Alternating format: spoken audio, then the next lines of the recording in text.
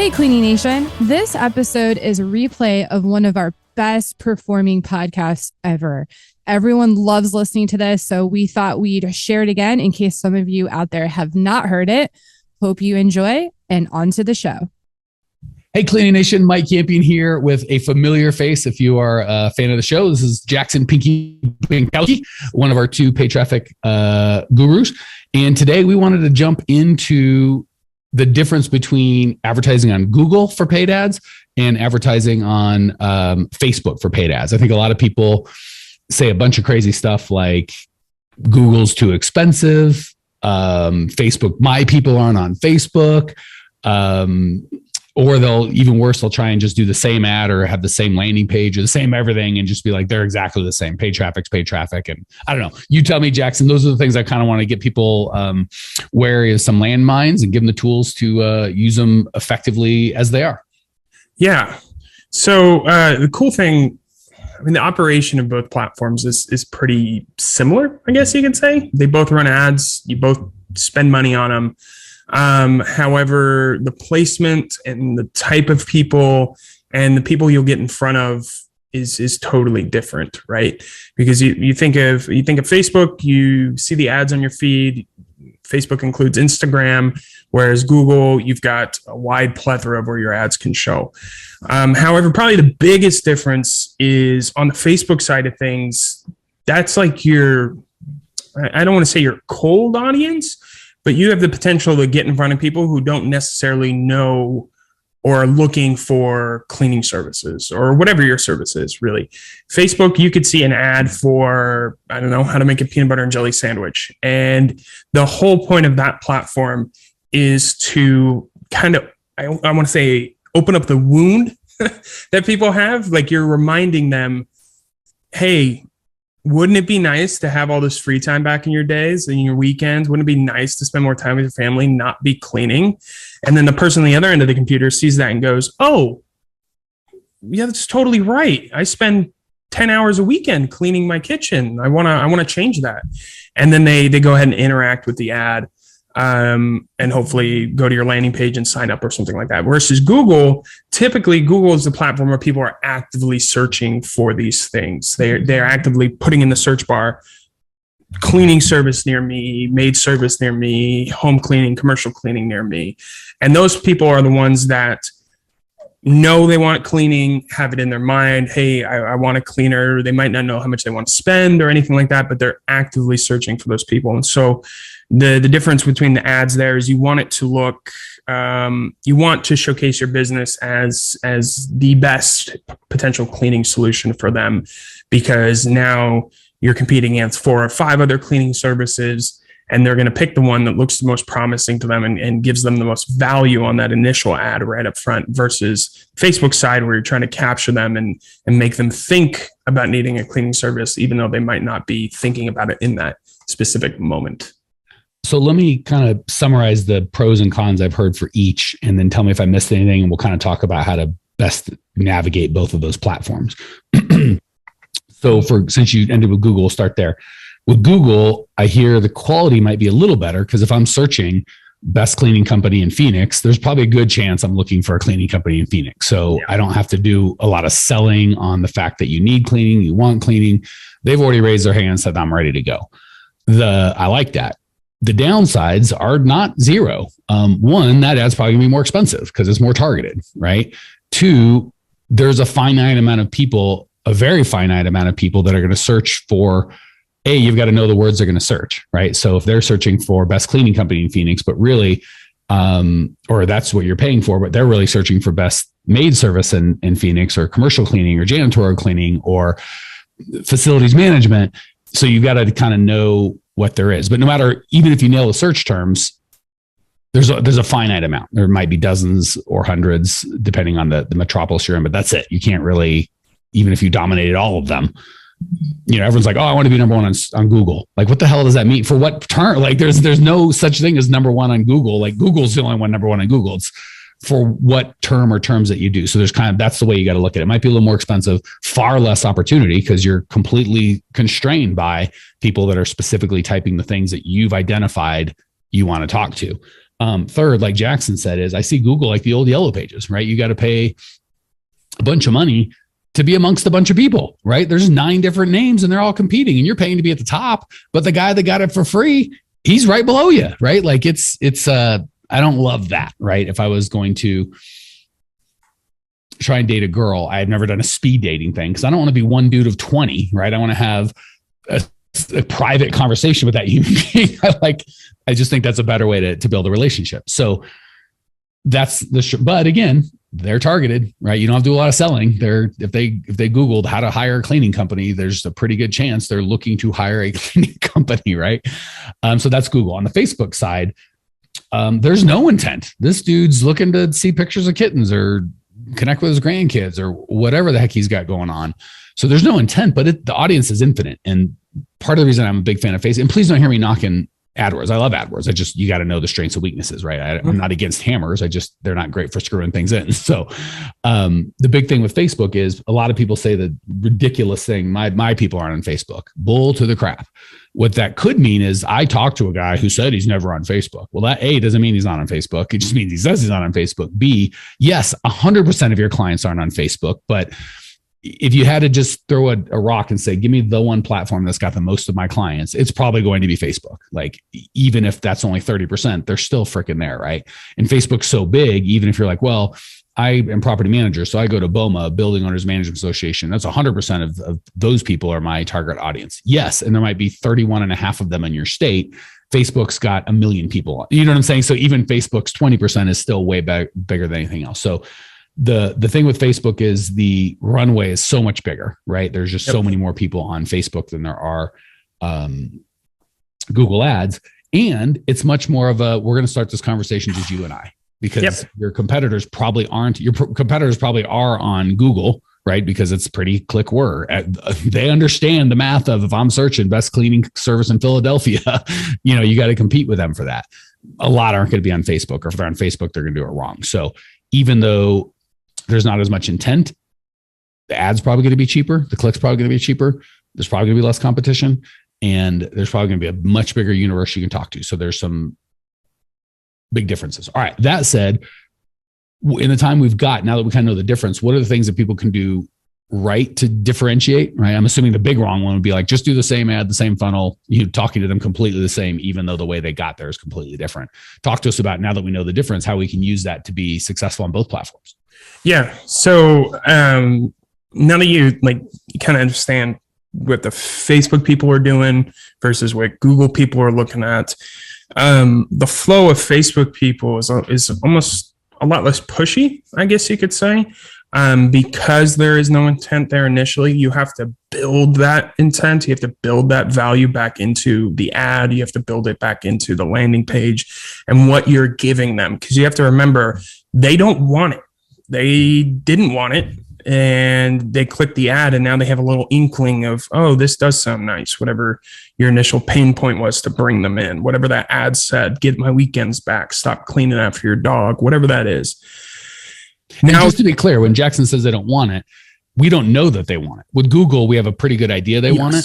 We hope that they want it. That's just not what they're thinking about right now. Yes, so the cool thing with the ad is very few people, once you click the ad, they're not going to click in it like grow my cleaning company. There's not a lot of guys that don't have a cleaning company want to grow. They're clicking my ad, right? So even if, and you can target on Facebook, by the way, it's not as good as it used to be, but you can still say men, women, old, young, only in this zip code, only in this income level, only if they have an Amex card. There's a lot of targeting you can do.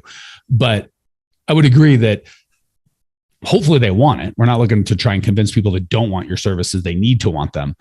We want to help people that want your service and don't know that they want it, or aren't thinking about the fact that they want it, bring that to top of mind. So I think once they click your ad, we're almost to the point we are with Google now. Like, if you have a good ad, they're not going to click on, get your time back on your weekends, or, stop cleaning your fridge instead of playing with your kids. They're not going to click on that with no interest in what you're saying. So just showing the ad on Google, you've got a good chance that they know it. But on Facebook, or that they're interested. On Facebook, you have no idea they're interested.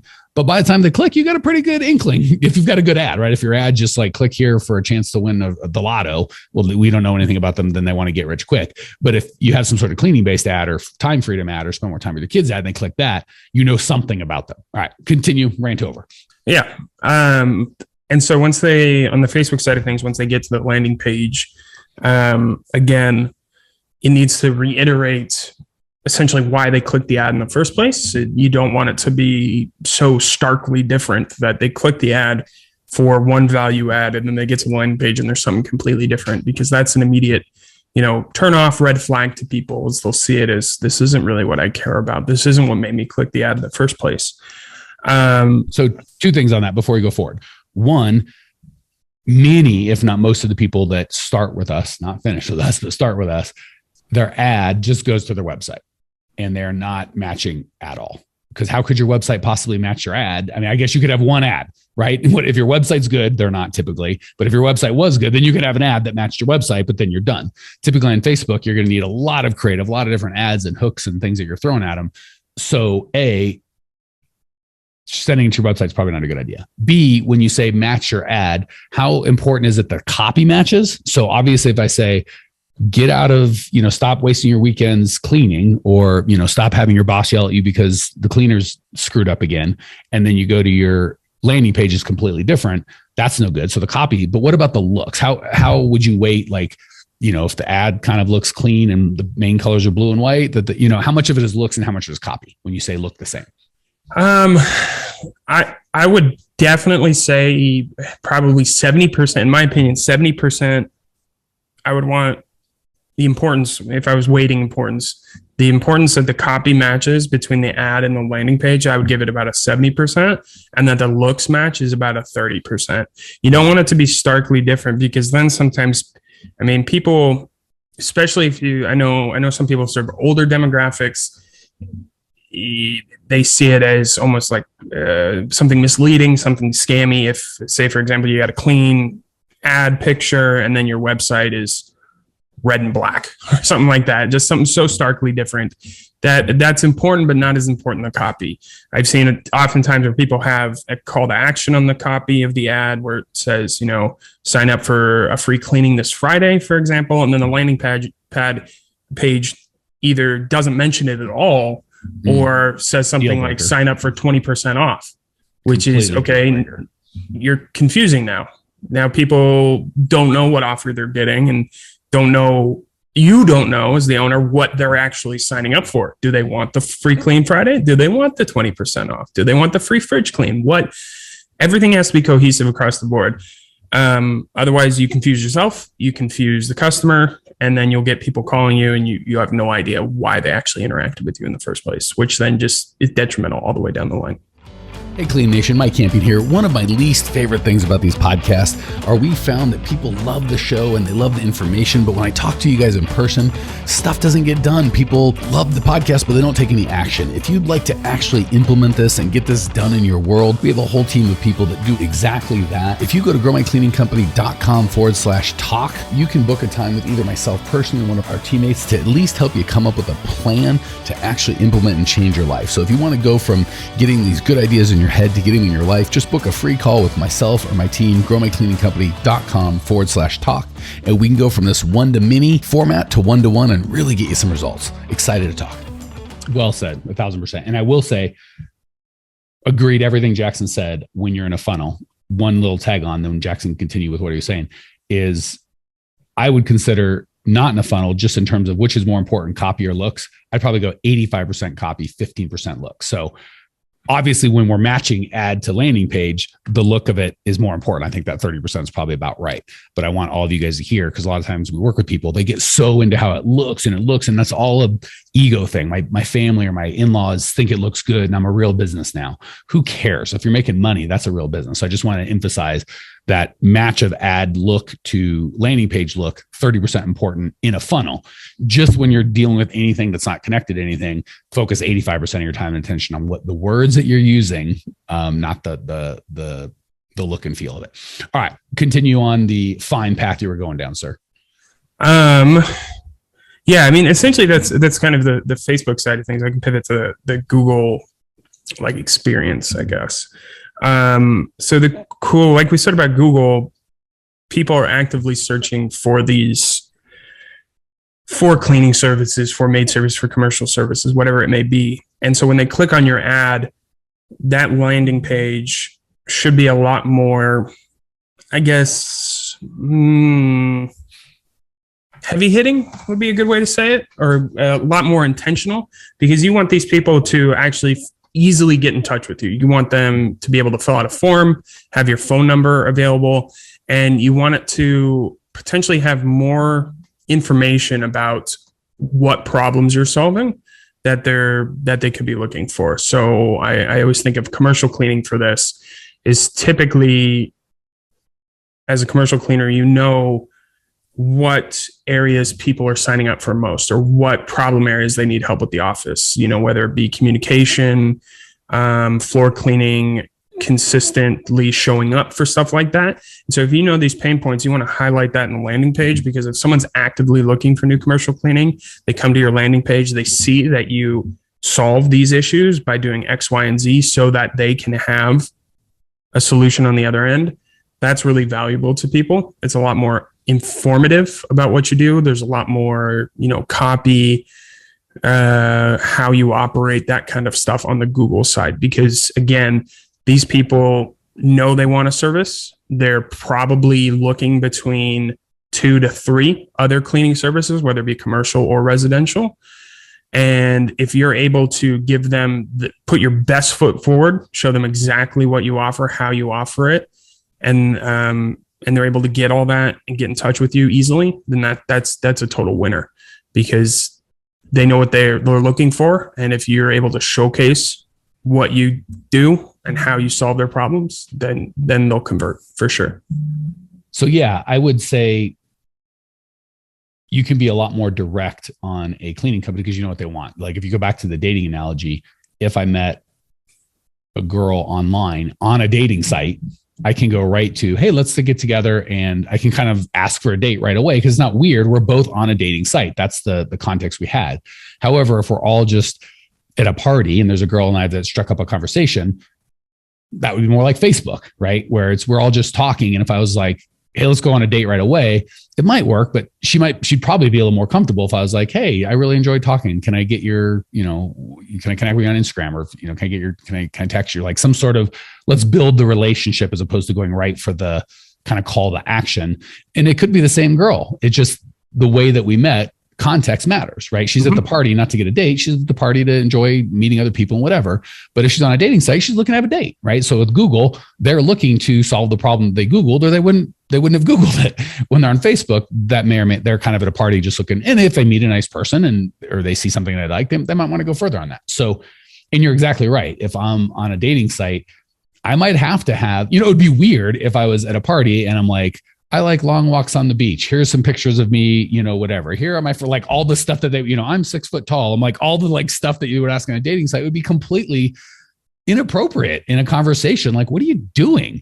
But it's expected on a website or on a dating site, because I'm competing with all the other guys out there. So I've kind of, just like Jackson said, I've got not only the right, but the expectation to put my best foot forward, because if I don't have a lot of good pictures and other guys do, she might date them. If, my profile, I'm like, I'm great. Well, some other guy's going to put a thoughtful response. And so let me know if that makes sense. You can be more to the point, but because they're more at the buying stage, you've kind of got to, there's a little more competition. You've got to separate yourself than just buy my crap. Because they've got 3 other websites, 3 other tabs open saying buy my crap. Yeah, absolutely. And another thing is when you're dating these days, you don't exchange phone numbers. You exchange like your Snapchat, I guess. Dude, that's the new thing. Married 12 years. So yeah, as soon as I said, let me text you, I'm like, I better be dating an octogenarian, because that's the only one that's going to know the heck I'm talking about. But well, I see videos these days, and they're like, "Oh, can I get your Snapchat?" And I'm a young kid, I guess, but I don't even know what that is. Snapchat was done. I thought it'd be on Insta. Like, can I follow you on Insta? Oh, me too. But I guess I'm wrong. But anyway, side note, that was my tangent. You're 100% right. Is when you're driving people to Google, it's that experience is best foot forward for sure. You know what their intent is. You know what they're potentially looking for. And if you can showcase your solution to that, still tying it into your pain points, still tying it into your value add, they're more likely to book with you or set up a call or fill out a forms, things like that. So the last thing I'll say, and then I'll kind of let Jackson have his closing comments, is regardless if you're Google, Facebook, dating on a dating app, or meeting people in life, IRL, in real life at a party. Sorry, I want to show I'm not completely 100. I'm only 70. If you talk about yourself, you're going to struggle. If you talk about them and their life dreams, you're going to do great. I think it's How to Win Friends and Influence People. And I've shared this story before, but he talked about how he went on a date with a woman and came home and told his roommate, that was the best conversationalist I've ever met. She's amazing. And they got married. And at the wedding, the roommate was curious. He asked the bride, what did you say on that first date? And she's like, why? And he goes, well, he said, you're the best conversational ever. And she laughed and laughed and laughed. And he's like, what was so funny? She's like, I didn't say anything. I just asked him about himself. I literally just asked questions. So that's the exact same thing. The big mistake I see, and this mistake will kill you on Google or Facebook, we are liked by the Better Business Bureau. We've been in business 20 years. We're a fast growing company. We, I, us, our company name.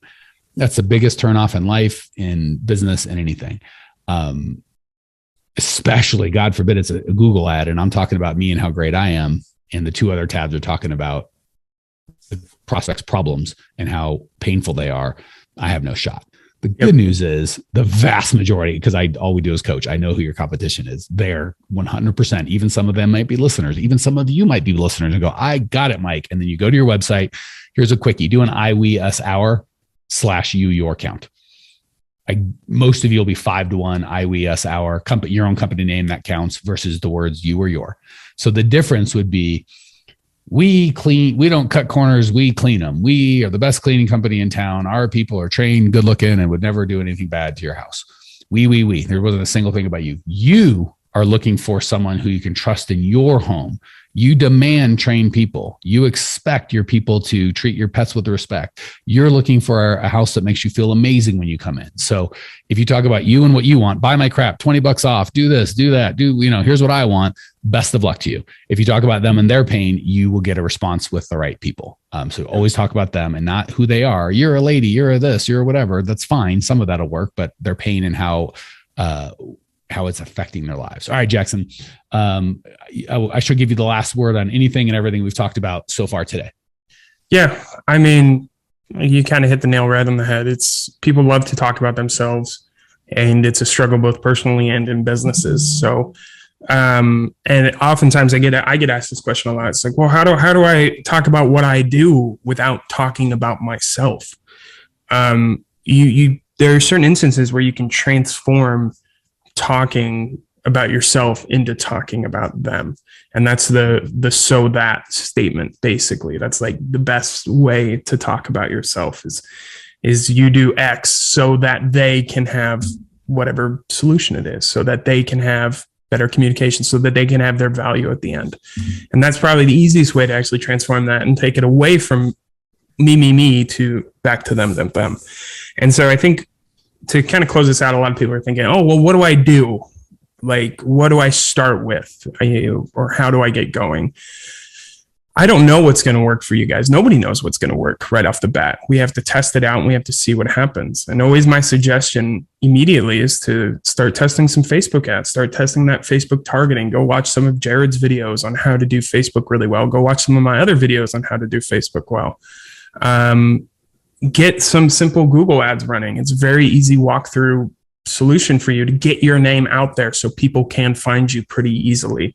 And you can do this all for very cheap, very affordable. And you can start getting information on, I know what people want to look at. I know what pictures they like. I know, are they relating back to the family picture or the clean house picture? Are they relating back to this offer or that offer? And once you start collecting that information, you can start really pumping out some great ads that can bring you in some customers. So pretty quickly too, I will say within a couple of weeks, you'll have a good understanding of, hey, I know what I think I should do. I've tested it out. I've gotten X response. And if I change it, I can get Y response and I can increase by 10, 20%. So get to testing, have some fun with it. And remember, it's all about them. It's not about you. Nobody cares about you. Sadly true. We care about you, but yes, your prospective clients probably don't. All right. That said, I just want to chime in and agree with what Jackson said. I think one of the bigger mistakes I see is people put up an ad, quote unquote, it doesn't work. And they go, Facebook doesn't work or Google doesn't work. It is okay for the first, and please correct me if I'm wrong, Jackson, couple $100, maybe up to 1,000, ideally not, but even if it was 1,000, if you get really good data. Okay. Yeah. So you think I got nothing. I spent $400 and I got nothing. Well, that's up to you what you get. That's like going, I paid $30,000 for college. I didn't go to any classes. I didn't take any, I just memorized everything for the test, but I didn't really absorb any of it. And college is no good. You will get data, right? If you spend a bunch of stuff and nobody clicks, you know what people don't want.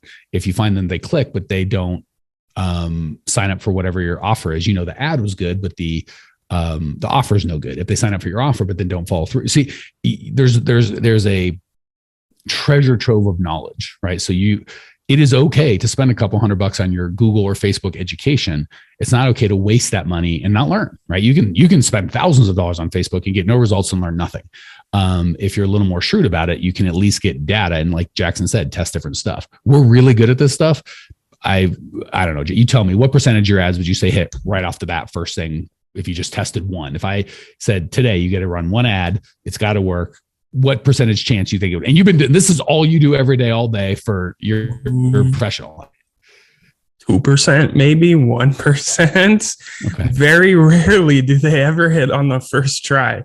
If I could make that happen, I would be like a genie. Honestly, it just doesn't happen. Anybody that claims that it does is wrong. Is lying. Yeah. They're snake oil salesmen. So beautiful thing. I want to encourage you, if Jackson, who does this and has made millions of dollars for us and our clients on Facebook, if his hit rate is that low, first thing with no whatever, and you expect yours to be 100%, that's not a fair standard. All right, guys, gals, there's so much more we could talk about on this. GrowMyCleaningCompany.com, 800 podcasts and videos. I would start with the free on-demand training. If you wait till the outro, you can get a text and say hello to me. We have a whole team here to help you grow your cleaning company. Check it out now, GrowMyCleaningCompany.com. See you there. Hey, Cleaning Nation, if you dug the content you just got, we don't do any ads and I don't sell anything on this podcast, but if you would just subscribe, rate, and review, it would be huge and I'd be so appreciative. Not only is it going to help me, but you'll help other owners of cleaning companies across the world work less, make more, and get profitable. So if you appreciate the value we give, again, subscribe, rate, and review. It would mean the world to me. I'd really appreciate it. And we sure appreciate your time and attention.